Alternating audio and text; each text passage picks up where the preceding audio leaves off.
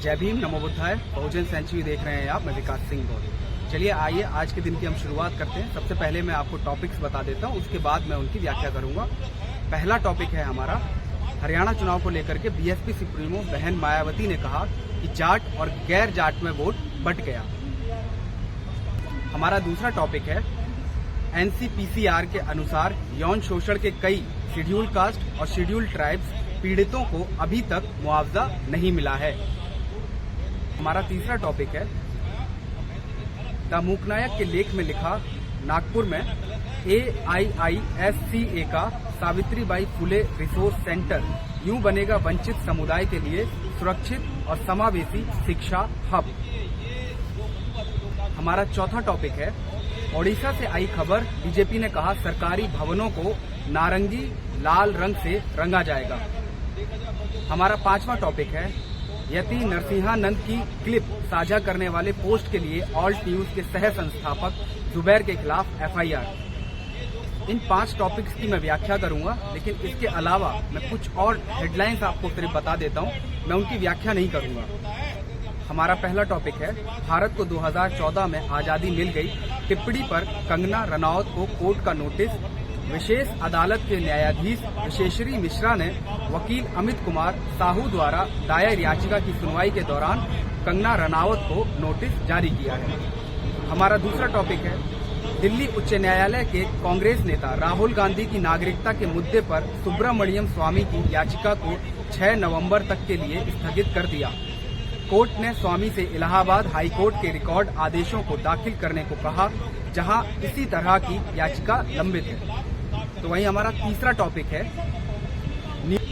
News laundry में पत्रकार तनिष्का की रिपोर्ट के अनुसार गुजरात में द हिंदू के संपादक GST घोटाला मामले में गिरफ्तार पत्रकार महेश लांगा, जो कि देश के सबसे बड़े अखबार इंग्लिश अखबार द हिंदू के अखबार के वरिष्ठ सहायक संपादक हैं। एक स्वतंत्र आवाज माने जाने वाले लांगा पिछले 2 दशकों से गुजरात में रिपोर्टिंग कर रहे हैं। हमारा चौथा टॉपिक है रत्नागिरी स्टेशन से पानी टपकने लगा, अभी इनॉग्रेशन भी नहीं हुआ है। नेहा सिंह राठौर एक्स पर पोस्ट करते हुए लिखती हैं, पुल बनाए ढह गया, सड़कें बनाई धंस गईं, संसद बनाई चूने लगी, मंदिर बनाया टपकने लगा, महाकाल लोक बनाया ढह गया, शिवाजी की मूर्ति बनाई ढह गई, अब रत्नागिरी स्टेशन की छत महरा गई। भाजपा ने जो भी बनाया उसके भ्रष्टाचार का स्मारक बन गया। चलिए अब मैं मुख्य टॉपिक्स पे आता हूं, जिनकी मैं व्याख्या करने वाला हूं। सबसे पहला टॉपिक है बीएसपी सुप्रीमो बहन मायावती ने प्रेस कॉन्फ्रेंस कर कहा जाट समाज का वोट बीएसपी उम्मीदवारों को बिल्कुल नहीं मिला, जबकि बीएसपी का दलित वोट पूरा INLD को ट्रांसफर हुआ है। चौटाला परिवार से जुड़ा जाट समाज का वोट इनमें आपस में फूट होने के कारण भाजपा को फायदा मिला। बहन जी आगे कहती हैं, देश में इस प्रकार 18वीं लोकसभा के चुनाव में खासकर कांग्रेस के इंडिया गठबंधन ने संविधान बचाओ और आरक्षण बचाओ का हथकंडा इस्तेमाल करके इसकी आड़ में देश के विशेषकर भोले भाले शेड्यूल कास्ट, शेड्यूल ट्राइब्स और OBC लोगों को गुमराह किया, उनका वोट लेकर अपने गठबंधनों को मजबूत बना लिया। इससे हमारी जैसी पार्टियों को भी काफी नुकसान हुआ। इन चुनावों लोकसभा के बाद हुए और हरियाणा के विधानसभा चुनावों में हमारी पार्टी इनके और भी हथकंडों और षड्यंत्रों से अपने लोगों को बाहर नहीं निकाल पाई। अब हमें अपनी विशेष रणनीति बनानी होगी। हमें पहले की तरह बीच बीच में कैडर के जरिए इनके ऐसे सभी हथकंडों और षड्यंत्रों से लोगों को सावधान करते रहना जरूरी है, तभी हमारी पार्टी आगे चलकर पुनः बेहतर स्थिति में आ सकती है। वहीं बहन जी एक्स पर पोस्ट करते हुए कहती हैं, बीएसपी के लोगों द्वारा पूरी दमदारी के साथ यह चुनाव लड़ने के लिए सभी का हार्दिक आभार प्रकट करती हूं व आश्वस्त करती हूं कि उनकी मेहनत बेकार नहीं जाएगी। लोगों को निराश नहीं होना है और न ही हिम्मत हारनी है, बल्कि अपना रास्ता खुद बनाने के लिए तत्पर रहना है। नया रास्ता निकलेगा। बहन जी एक और पोस्ट में कहती हैं कि गांधीवादी कांग्रेस व RSS, भाजपा व सपा आदि उनकी हितैषी नहीं, बल्कि उनके आत्मसम्मान व स्वाभिमान मूवमेंटों की राह में बाधा है। जबकि अम्बेडकरवादी बीएसपी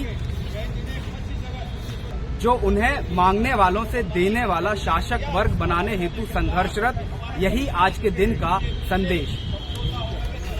चलिए अब हम अपने दूसरे टॉपिक पर आते हैं। राष्ट्रीय बाल अधिकार निकाय ने शेड्यूल कास्ट, शेड्यूल ट्राइब्स समुदायों से यौन अपराधों के शिकार बच्चों की बड़ी संख्या के बारे में चिंता जताई है और कहा है कि तत्काल मुआवजे के लिए कानूनी आदेशों के बावजूद उनमें से कई को राज्यों से कोई वित्तीय राहत नहीं मिली है। राष्ट्रीय के आधिकारिक आंकड़ों के अनुसार यौन अपराधों के पंजीकृत 5,178 बच्चों में से 1,546 अनुसूचित जाति और जनजाति के हैं। बाल अधिकार संरक्षण आयोग NCPCR सोमवार को राज्यों और केंद्र शासित प्रदेशों को लिखे एक पत्र में NCPCR ने पॉक्सो ट्रैकिंग पोर्टल से डेटा साझा किया। इसमें कहा गया है, तत्काल मुआवजे के कानूनी आदेशों के बावजूद इनमें से कई पीड़ितों को कोई वित्तीय राहत नहीं मिली है। NCPCR ने अपने पत्र में कहा कि मुआवजे के कार्यान्वयन में परेशान करने वाला अंतर था और विशेष रूप से आंध्र प्रदेश में राहत वितरण की स्थिति पर सवाल उठाया, जहां 41.1% पॉक्सो पीड़ित शेड्यूल कास्ट और शेड्यूल ट्राइब्स श्रेणियों से संबंधित हैं। चलिए अब हम अपनी तीसरी खबर पे आते हैं। द मूकनायक के एक लेख में गीता सुनील पिल्लई लिखती हैं, संसाधन केंद्र के माध्यम से वंचित समुदायों को शैक्षिक उपकरण, सुरक्षित अध्ययन स्थान, मार्गदर्शन और करियर सलाह उपलब्ध कराई जाएगी। यह केंद्र प्रमुख राष्ट्रीय और अंतर्राष्ट्रीय विश्वविद्यालयों में प्रवेश पाने के लिए भी छात्रों की तैयारी में मदद करेगा। द मूकनायक से बातचीत में AIISCA महाराष्ट्र राज्य महासचिव दीपाली साल्वे ने बताया, सावित्रीबाई फुले रिसोर्स सेंटर न केवल एक शैक्षिक संस्थान होगा, बल्कि यह एक ऐसा मंच होगा जहां वंचित समुदाय के लोग सशक्त होंगे। AIISCA की यह पहल बाबा साहब डॉक्टर भीमराव अंबेडकर के सपनों को साकार करने में मदद करेगी और एक ऐसे समाज का निर्माण करेगी जहां शिक्षा, समानता और सशक्तिकरण को प्राथमिकता दी जाएगी। सेंटर का मुख्य उद्देश्य वंचित छात्रों को उच्च गुणवत्ता वाली शैक्षिक उपकरण और संस्थान प्रदान करना है। इसमें शामिल हैं शैक्षिक उपकरण और संसाधन, दूसरा सुरक्षित अध्ययन स्थान, तीसरा मार्गदर्शन और करियर सलाह, चौथा उच्च शिक्षा की तैयारी, पांचवा सामुदायिक सशक्तिकरण और जागरूकता। चलिए मैं अब आपको चौथी खबर बताता हूँ।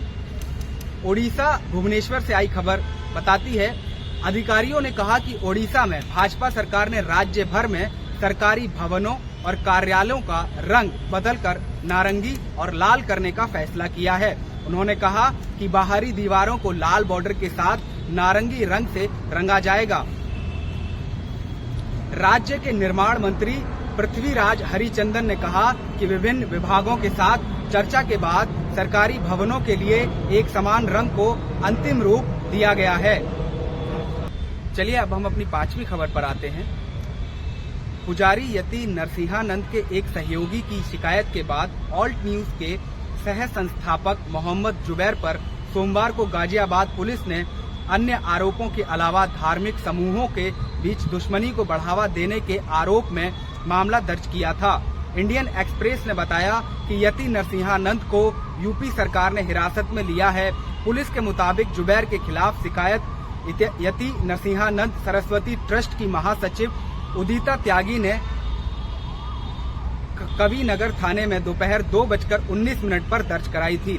त्यागी ने शिकायत में आरोप लगाया कि जुबैर ने उनके खिलाफ मुसलमानों द्वारा हिंसा भड़काने के लिए 30 अक्टूबर को नरसिंहानंद के एक पुराने कार्यक्रम की वीडियो क्लिप पोस्ट की। उन्होंने यह भी दावा किया कि जुबैर ने उनके खिलाफ और अधिक कट्टरपंथी भावनाएं भड़काने के लिए सोशल मीडिया पर पुजारी की संपादित क्लिप पोस्ट की थी। मोहम्मद जुबैर एक्स पर पोस्ट करते हुए लिखते हैं, as expected FIR against me. चलिए अब मैं आपको वह खबरें बताता हूं जो बहुजन समाज, मूल निवासी समाज से आती हैं, जिनको कि मनुवादी मीडिया में जगह नहीं मिलती है। पहली खबर है, ASP chief Chandrashekhar Azad x पर पोस्ट करते हुए कहते हैं, प्रधानमंत्री मोदी जी भले ही बेटी बचाओ बेटी पढ़ाओ को जमीनी स्तर क्रियान्वित नहीं करा सके, पर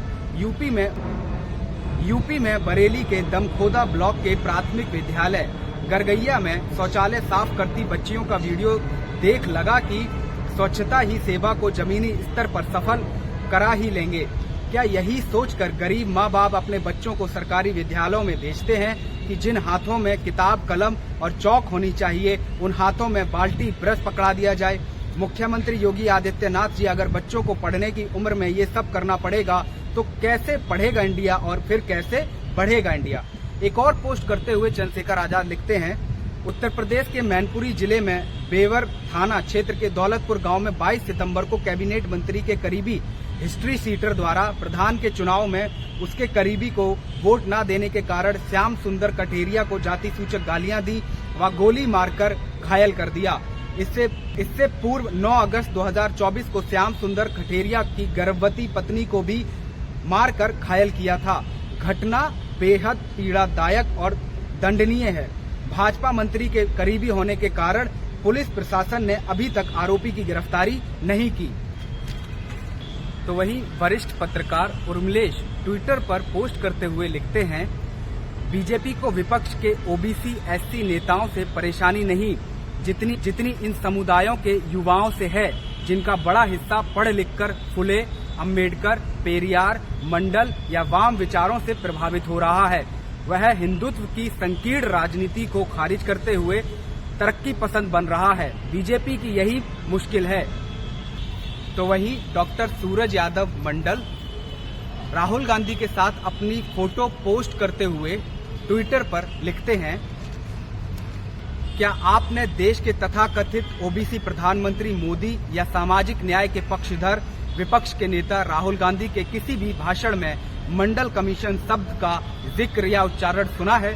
हम जानते हैं कि भाजपा आरएसएस घनघोर रूप से ओबीसी विरोधी है, इसलिए अडानी की इस मनुवादी पार्टी ने मंडल कमीशन के विरोध में राम रथ का कमंडल निकाला, जिसकी सच्चाई अब ओबीसी समझ चुके हैं। हम यह भी जानते हैं कि तत्कालीन प्रधानमंत्री राजीव गांधी ने संसद में 16 घंटे पानी पी कर मंडल कमीशन के विरोध में बोला। राहुल गांधी और कांग्रेस पार्टी को मंडल कमीशन पर अपनी समझ और नीति स्पष्ट करनी होगी।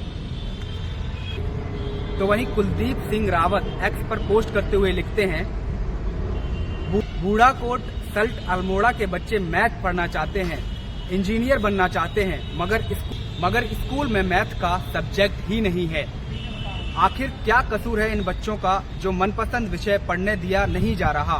कारण साफ है, कैलकुलेशन, क्योंकि जोड़ने और घटाने से ही समझ में आता है कि क्या सही है और क्या गलत।